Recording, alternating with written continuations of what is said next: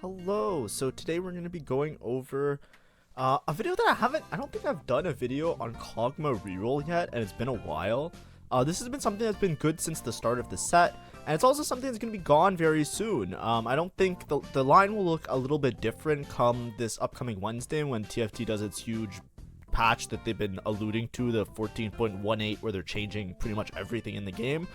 But either way, this is a very stable comp. It's a very reliable comp, and it's very hard to cap high. A lot of times when you're playing KOG'MAW Reroll, you're just trying to aim for, like, at worst a 5th or 6th, but typically you're gonna end up somewhere between like a 3rd and a 4th. Most games when you play KOG'MAW Reroll are kind of like that. Obviously, if you hit everything really early and you hit really strong augments, then you'll be able to cap very high, and then you can play for a 2nd or a 1st. But typically, the KOG'MAW Reroll, as annoying as it might be and as prevalent as it is, I think a lot of people, I'm sure, share a similar opinion that of the reroll comps and of the egregious comps that might exist in the current meta, KOG'MAW is like the one that feels the most like a traditional reroll, such that you're rolling for a lot of 2 costs, you're aiming for like that easy top 4 if you have a good spot for it. You can't necessarily force into it, because a lot of times if you don't have any KOG'MAWs, you don't have any Tristanas, you lose too many fights on stage 3, you're not going to cap out as high as a lot of other boards. But you can also still high roll and then play for 1st, play for 2nd. It feels like a very traditional 2-cost reroll, which is actually really refreshing and nice in a way. But at the same time, it's very boring because you're always playing the same units and it's very like whatever. Here's an example of where KOG'MAW is a very strong comp that you can play for a 1st/2nd, and that is with 2 healthy. So 2 healthy, for each unique 2-cost on your board, your whole team gains health. Now, the thing about the KOG'MAW reroll board that makes it so great is that you're rolling very efficiently because you're playing a lot of 2 costs. So, for example, if we look at I'll just pull up the board. So in case, I'm sure everybody's seen it by now, in case you're just starting the set and you need some extra like little juice and some tips, this is the KOG'MAW reroll board. It basically fits as a perfect 7 synergies, which is very fun, and it uses a lot of 2-cost units. So basically, on level 6, you just don't play Jinx a lot of the time. But typically what you're going for is you're going for 3-star Rumble, 3-star Nunu, 3-star KOG'MAW, and 3-star Tristana. Now, KOG'MAW does really well with certain items. In this case, KOG'MAW really, you like KOG'MAW to cast because he gives extra attack speed to his allies. So it's really nice. If you're playing around Tristana, a lot of times you'll have like something like a Gwinsu and a Runans, and KOG'MAW will also have a Runans or a red buff. The items are very flexible. KOG'MAW can take pretty much any sword items and can take any sort of any bow items. A lot of them are very good on KOG'MAW, which makes the comp very easy to make items for. And then Shojin is also really good because then you can give attack speed to Tristana. Usually if you're playing Shojin KOG'MAW, you're playing more along the lines of like a Gwinsu, Runans, Tristana. There's lots of different options for there's lots of different options to cap out this comp really highly based on augments. So for example, Runans are very good, and if you get category 5, it works really well with this comp. If you get 2 healthy works really well because we have 4 2-costs on the board, and they're also going to be scaling really strong because you're going to try and 3-star all of them, so it makes a lot of sense. You can also get like really strong late game potentials because you can swap out some of the units for some Arcana units, but that's really hard to do unless you have like a lot of gold and you really high roll. Or you can play around just vertical hunters if you don't hit the Tristana, and then cap out around like 4 hunters, right? So what I'm trying to say is, like, you know, for example, Arcana, you can play these units instead of other ones. So obviously, like, you know, at one point, if you're not playing Honeymancy, you can drop some of the other worse units and you can play around having these Arcana units instead. So for example, at one point, Lilia won't be as important. As much as the Fairy Crown gives damage amp as well as ability power, obviously if you find a Xerath that you can get like raw true damage, you can drop the Fairy Crown and you can fit in something like this on like a level 9, for example. There's other ways to cap it out where the same way you can drop some of the units that you didn't have upgraded and then play either 4 Hunter for KOG'MAW. You can play additional blasters. You can play, I think the highest cap variation that I've seen is you play 4 Vanguard, 4 Hunter. So you play around this Rumble and this Nunu and this Blitzcrank, and then you play Tom Kench and another Vanguard unit, and then you have the additional Hunter units. It's a little bit awkward to do, obviously. But like I said, we're basically just going to be focusing on the main variation, which is this reroll comp, because we're playing the 2 healthy variation. So we're just going to reroll, and you just don't even worry about anything. You just stay on level 6 as long as possible, because you have the best odds, and you roll for all of the 2-star versions of these units. Right, you roll until you have a 3-star version, of each of the units, and then eventually you'll just level and play a single copy of Jinx. You're not really going for Jinx 3 a lot of the time, but like, you know, obviously if you don't hit Tristanas, you need a bunch of Jinxes, then you can play for the Jinx. If we look at the stats on it, so we'll go like, for example, 2 healthy. It has a very, very good average. And as you can see, if you look at the best units, obviously it's going to be around Jinx, Rumble, KOG'MAW, Tristana, and then you have some of the other 5-cost units, which is more along the lines of when you hit that max cap. That's what I was saying, that you could play Tahm Kench and Xerath really easily. And if you look at it in terms of traits, you can see that like the Vanguard version, like Vertical Vanguard also works really well. I guess it's a little bit more normalized now. But you're basically just always playing around KOG'MAW, Tristana, Nunu, and you're always playing that variation. Oh, another way you can cap out really high is also playing around 5 Honeymancy. It's a little bit difficult because it often only works if you have Honeymancy +1 that you can put on the Tristana. So if you have a Honeymancy spat that you can put on Tristana, but you can also play around 5 Honeymancy because they did buff it, so it makes it a little bit of extra juice for your board in terms of damage that can help you to hit that higher level. So that's what we're basically playing today. I'm just slamming items early. I'm going to play as strong as possible. I have a really good spot. I already got a KOG'MAW 2. So this is one of the more high roll games because I have a good augment. Of course, KOG'MAW can be played outside of these situations, but there are many augments that enable KOG'MAW very hard, right? Something like Category 5, for example. That's the one that gives you Runans and juices up your Runans. That works really well because KOG'MAW and Tristana both can utilize Runans very well, and having like a little bit of spread damage on them is very nice. You can also play around the 2 healthy. You can play versions of this comp with 2 tanky. That's something that I did on one of my stats streams. Like, if you know that I stream lives, I know recent history I've been very tilted on stream, but that's because I've been having very miserable games that are just very unfun because I really don't enjoy this patch. But on the most part, there's a lot of days where I'll do like educational stuff on stream for TFT as well. And one of those, I did a stats deep dive and I was explaining like, oh, you can play Vertical Honeymancy with 2 tanky. That's another example. Basically, you get 2 tanky, you play 5 Honeymancy, you upgrade all of them. And because Honeymancy units really like to have tank stats, because the amount of damage that they take basically reverts itself into the extra B damage, so it works out really, really well with 2 tanky. So that's another variation. And then you have all the hero augments, right? You can have Hero Blitzcrank, Hero Nunu. So basically, like, there's many different things you can hit that makes it very reliable to just go towards this board and roll. And because you're rolling from multiple 2 costs, you thin out the pool and you make it very efficient. If you don't know, when you hit a 3-star version of a 2 cost, you can no longer see that in your shop anymore. So it's very self-sufficient.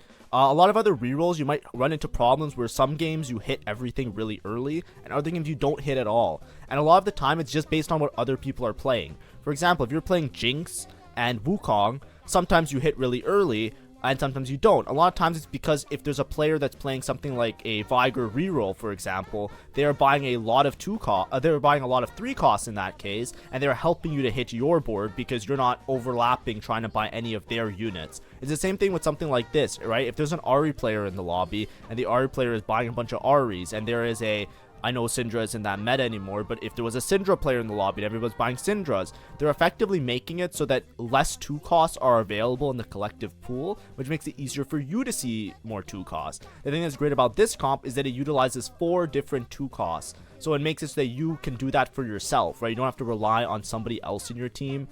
Somebody else in the lobby thinning out the pool for you. You thin it out yourself by buying basically like half the 2 costs that exist in the pool, because you're buying all the KOG'MAWs, all the Nunus, all the Rumbles, etc. So it puts you in a really good spot, and that's really nice. But basically here, this is just gonna be a 2 tanky game. Like I said, because you're playing so many 2 costs on the board, you get a lot of stats. 2 tanky is also 2 healthy. Excuse me, I get confused with the names. I'm playing 2 healthy. Let me make that very clear. 2 healthy gives you more HP for the amount of 2 costs that you have on your board. Because you're playing a sufficient amount, it works really well. There's some other comps, like some of the that you can play at a higher like level, like level 8, level 9, where you just keep some of the 2 costs as well. That's something like Portal, as well as like Shapeshifters. There's certain comps where it still works, that you get enough HP that helps.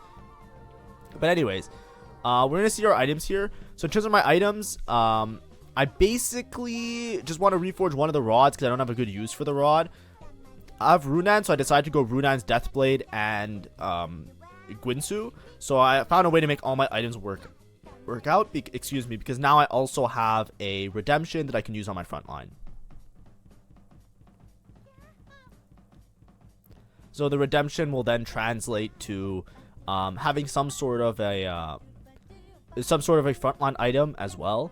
Something that happens with this comp a lot, which also, I know I say it's a very consistent top 4, and sometimes it might be very frustrating to play this comp in your lobbies. One of the main pitfalls that this comp has is item economy and items.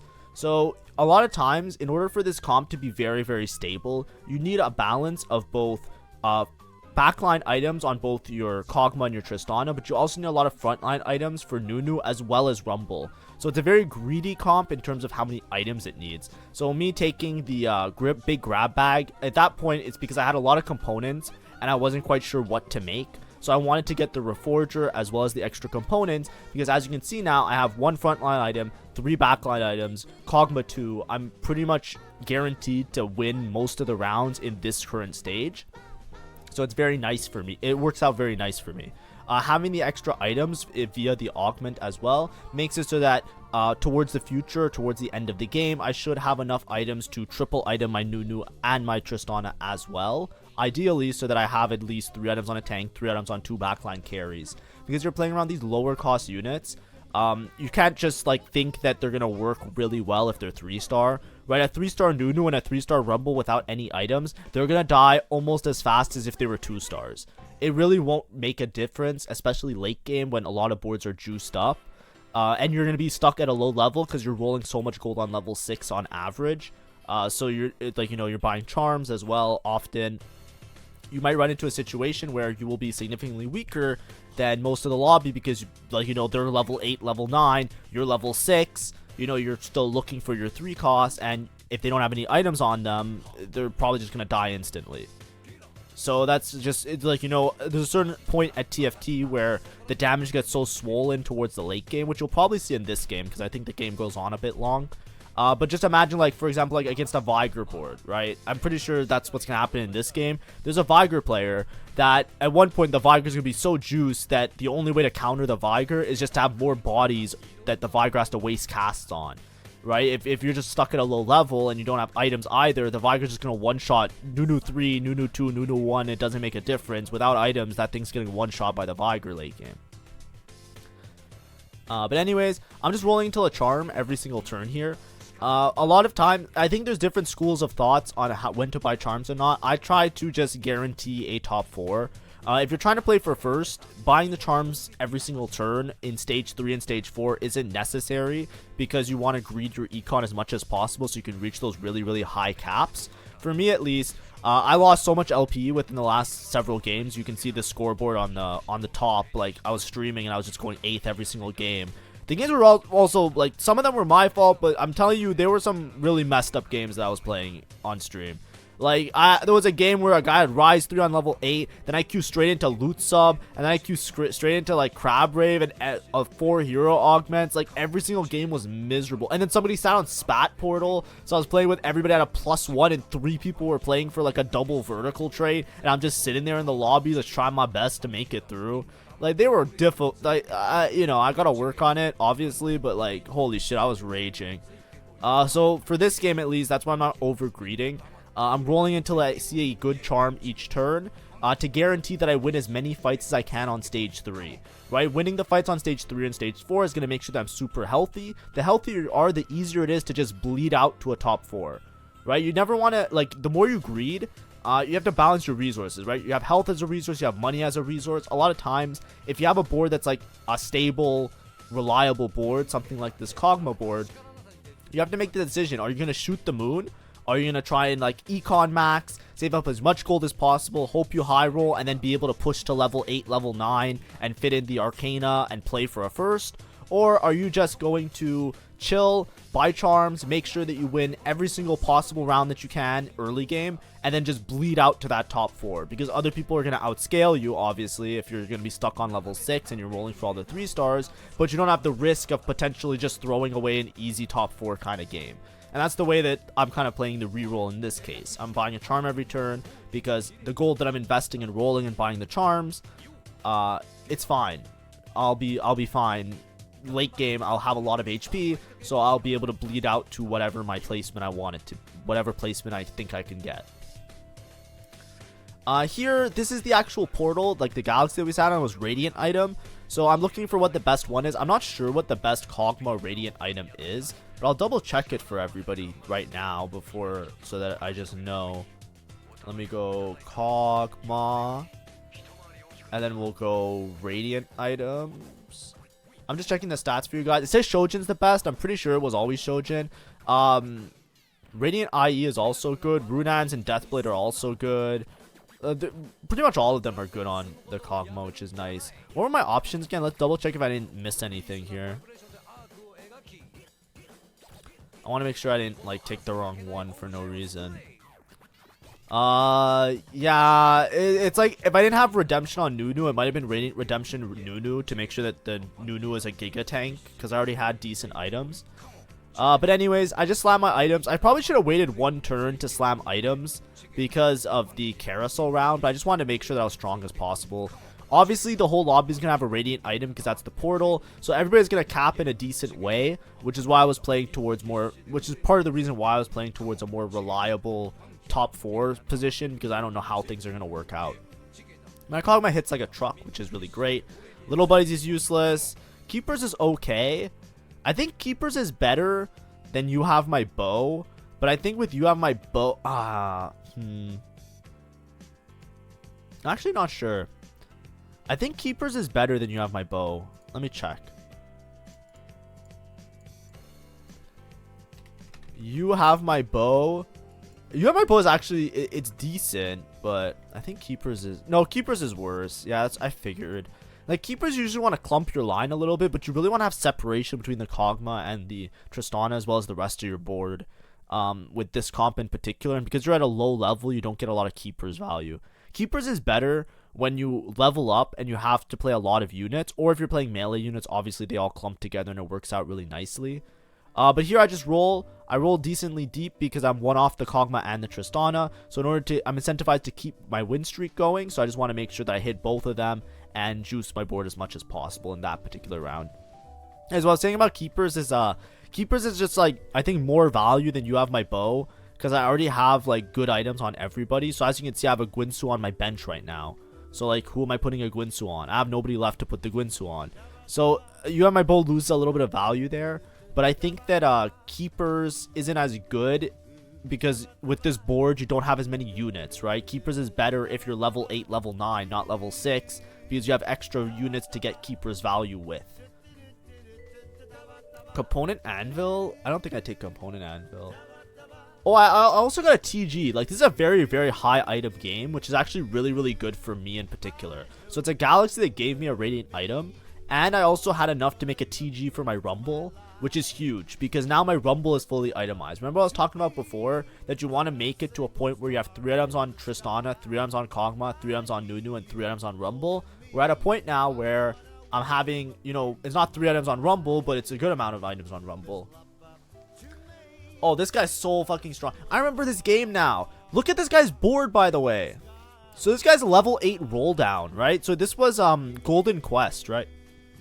I don't understand how he got so lucky. Like, he has a Morgana, he has a Milio, and he has a Rakan 2. And he cashed out Briar. Like, he hit so many units. And he's also Morgana paired. If you look at his carousel, if you look at his bench, he has a Morgana on bench as well. So he's Morgana paired. He hit all of that on level 8. Like, he literally has not only 1/5 cost from upgraded from Golden Quest, he also has a Morgana upgrade. Like, that guy is so fucking strong. Like, there's not words to describe how strong that guy is. Like I don't think that's another guy that's like one of those situations where it's like, you know, thank God I wasn't playing for first. I was just making sure that I won on stage 3, because my God, I was not gonna win this stage. Like, there's so many people that are strong. Like, imagine if I was like 1 HP trying to play for first or something. Holy shit. Like, there's so many times I take golden quest, and I understand that it's also my skill, but like I roll, and I swear to God, I roll like 80 gold. I roll all my gold on level 8, and it usually works out to be like 50 or 60 gold, right? So I roll like 60 gold on level 8, and I don't even see 4 costs. Like, I buy every 4 costs, and I get none of them upgraded, and I don't even see 5 costs, and it is so bad, and I have to make a ragtag board, and then I just lose out for free because there's a reroll player. So, like, the guy who's like, reroll KOG'MAW, reroll Jinx, just beats my ass in. Yeah, we'll see. So, because I saw that guy's really strong board here, this is something that I don't recommend doing all the time, but you'll see that this turn I leveled to 7. The reason that I leveled to 7 this turn is because I wanted to fit in the Jinx to give my KOG'MAW Hunter, because I have KOG'MAW 3. If you look at my bench, I am very far away from Nunu 3 and Rumble 3, so I want to make sure that I level to spike my board right now, because I want to make sure that I get my top 4. This is the idea of not playing for first and not playing super greedy. I'm basically playing for like my guaranteed top 4. Because I look around, there's that player, and I think also the Vigor player. The KOG'MAW Vigor matchup is really, really, really bad, because your whole board relies on the fact that you're going to be like really, really strong and like have the time to do damage, especially the way that I built it, that I have Guinsoo on Tristana and I have KOG'MAW.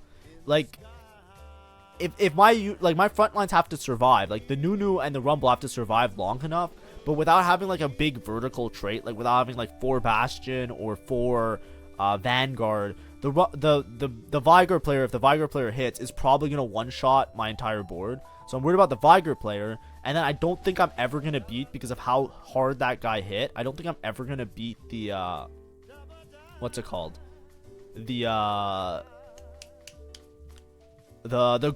golden quest cash out guy, the guy with the Briar 2 with the Radiant IE. That guy as well, I don't think I beat. So this guy, I'm almost sure he's gonna hit. If you look at his board, it's not that strong, right? Like, his Vigor items aren't insanely good. He has blue buff Shojin, which is good for casting, but this guy already has a Xerath, and he has 2 lesser champ duplicators. So that guy is definitely playing for first. He is going to be very strong, because having the Xerath already means that he's guaranteed to max cap the board around the Vigor Xerath interaction of the Xerath just giving him a bunch of true damage. And because he took the double duplicators, he's going to hit the Vigor 3 and the Vex 3 pretty easily, right? 50 gold level 7. He has 2 duplicators on the bench. That guy's going to cap out higher, and it's a bad matchup already. So that's why we leveled. We can still hit Nunu and Rumble on level 7. It's not impossible. The odds are a little bit worse, but it's not that bad. And the idea is that I just want to spike those previous turns to make sure I won a couple more rounds. As you can see, I won 2 extra rounds this stage that I might not have won without Hunter in. So, you know, we just want to make sure we're okay. My Nunu, I made a even shroud when I built all my items. That's why I was saying I should have waited a turn, because I made Hodge on the Tristana. Remember when I made Hodge on Tristana and I said I should wait a turn? When I got You Have My Bow, I could have easily made Last Whisper on Tristana instead of the Hodge. Hodge is just fine, because I'm like, just give her some crit chance, it's okay. As well as sometimes Tristana, like if my backline gets dove, the Tristana might live one of the interactions. So for example, this guy who's playing Warriors and has a Briar as well. This Briar, if it dives my backline, tries to kill everybody, the Tristana at least has a good chance of living. But I probably don't win against this guy. He seems pretty high cap. Pretty strong. Oh, wait, I win? Oh, this is a Hodge diff, see? Look at my Tristana. My Tristana lived. Just enough to do a little bit more damage. But anyways, leveling to 7 there, that's why I was doing that. So I really, really, really wanted to make sure that I spiked my board so that I bleed out to a top 4. I want to guarantee myself getting as high a placement as possible, because I got, like, you know, your playstyle changes obviously based on like what you're doing. I think at this point I was just so fed up of losing every single game in the day that I was like, let me just take my guaranteed top 4 and start reclimbing, because, like, you know, this shit was whack today. I finally have a game where I have it in my hands that I can make decisions and they affect my outcome, or it feels directly like it affects my outcome, the decisions I make. So that's why I'm playing in a very reserved and consistent method. Yeah, this guy's never beat. He has Gwen 2 now, Karma 2. Like, he found every upgrade. I think he's even contested on this board, by the way. And this guy just hits everything. I don't understand it. I genuinely don't. Right? Like, all power to him. Like, Godspeed. And I hope you climb really high. But, like, what the fuck? Like, I don't get it. I took Golden Quest, like, 3 games ago. And I got 8th. Because I rolled down. I got a Xerath cash out. So I got Xerath 2. And I rolled down all my gold. And I swear to God, I did not see a single Tom Kench. So I couldn't even play around Tom Kench. I couldn't even get Arcana in. The only upgrade I had was Tarek. I had Tarek 2 and a bunch of 1-stars on my board. And I tried my hardest. And I ended up 8th because I just did not have enough HP to live. I fought a spin to win player. And I fought a Blitzcrank hero. And those were the 2 guys that killed me. And I was just done. And it's like, okay, GG, my bad. Anyways, this guy, I don't know how many Frost he is. I think he's 7 Frost. I got a Charm this round, so I might actually win this, which is really great. It's also a really funny interaction that's going on. My KOG'MAW has 100% crit chance because of the Zenith Edge, because he traditionally has 25 crit chance normally, and it gives so much. So my KOG'MAW is actually kind of like deleting units, which is really funny to me. Here, I just want a frontline item for Nunu. I'll take Adaptive Helm or Protector's Vow. I just want to complete my 3rd Nunu item to make sure my Nunu is a little bit tankier.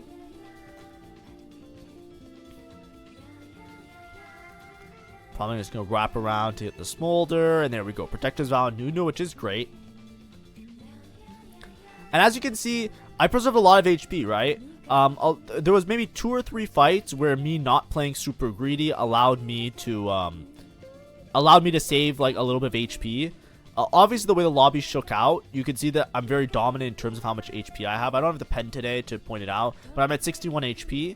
There's a lot of people that have very strong, reliable boards. This guy, I don't think I ever beat, by the way. I know it doesn't look like it's that impressive, but you have to understand he has a Xerath, and he's been buying charms the whole game, and it's 5-5.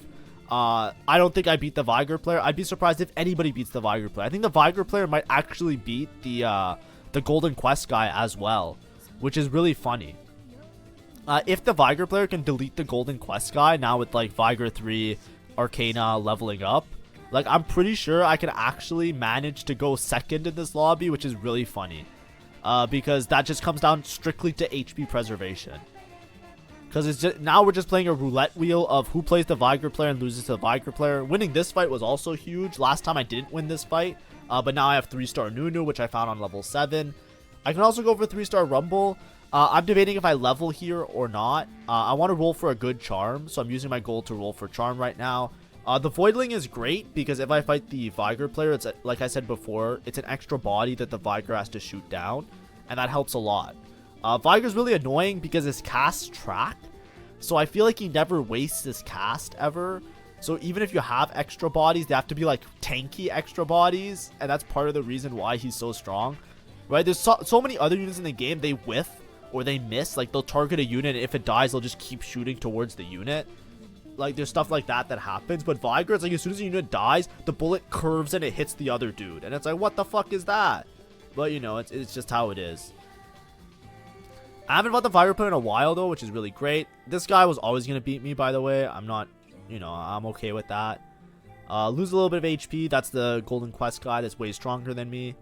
And like I said, we're playing for a top 4. Because I have so much HP, everybody else in the lobby is 1 life. They're gonna cannibalize and kill each other off, right? So what my HP preservation right now means that I'm pretty much guaranteed 2nd place. There's very strenuous circumstances where I'll get 3rd, but almost always I'll be 2nd place in this lobby. Because now we're going to be starting stage 6. People are going to take more damage. This guy with 12 HP, I forget if that's the Vigor player or not, but they're not living much longer. Nobody in this lobby is much for this world, right? So the chances are they're all going to hit each other for a massive amount of damage. And just because of HP preservation, I'm going to go 2nd. Now, this same concept applies in most reroll comps that are more quote-unquote traditional rerolls, right? Obviously, if you watched my last video yesterday where I did the Lilia reroll, you saw me just win the lobby for free because it was Lilia hero augment. That's when it's like not super balanced or not balanced very well. When you're playing a comp like this one's a little bit more balanced in the sense of like, you know, you're just playing around KOG'MAW reroll. You'll see here, I'll just get deleted by this Viger play because you can one-shot everybody. I tried to level. I'm not really going for Rumble 3 at this point because I just need to make sure that I get my second place. You'll see that before I can even chew through the Vex, which my team has been trying to kill the whole time, the Viger already deleted the whole board. Just a bunch of true damage, a bunch of AP scaling. He has the Onyx Spark augment, so that's also chipping away at my backline. And he has a Manazane on his fucking Nami. Right? And why does he have that? Because he had Xerath so early that he's probably been farming a bunch of Xerath charms the whole game as well. So he got an extra Ornn artifact on top of it. So, you know, it is what it is. I'm going to greed one turn more. Basically, this turn, it doesn't matter if I lose or not. One of the other players in the lobby is going to die because it's 12 HP versus 1 HP. It's very rare that the 12 HP guy... I think... It's stage 6. I don't know if a 1 unit loss makes it so that the 12 HP guy lives. But either way, even if somebody lives, I'm going to have more HP and I'll win the tiebreaker to get second place. So I'm greeding my HP a little bit just to see if I can maybe cheese a first. I want to have enough gold to roll for a charm. And maybe I can also level to 7 and just like shove in Arcana if I just find a Xerath randomly. So I'm just greeding this turn. I'm not going to send it to 0 this turn. Trying to find...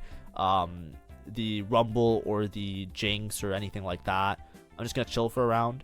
I do have an option when I level up. If I don't find any Arcana units, I'm holding on to the Twitch, so I can actually sell or I can actually level and play Twitch and have 4 Hunter in. I don't think it's gonna make a difference, but maybe it does. Who knows? As you can see, I think the Viger player killed the Golden Quest guy. Kind of sad. The Golden Quest guy had no chance of ever beating him.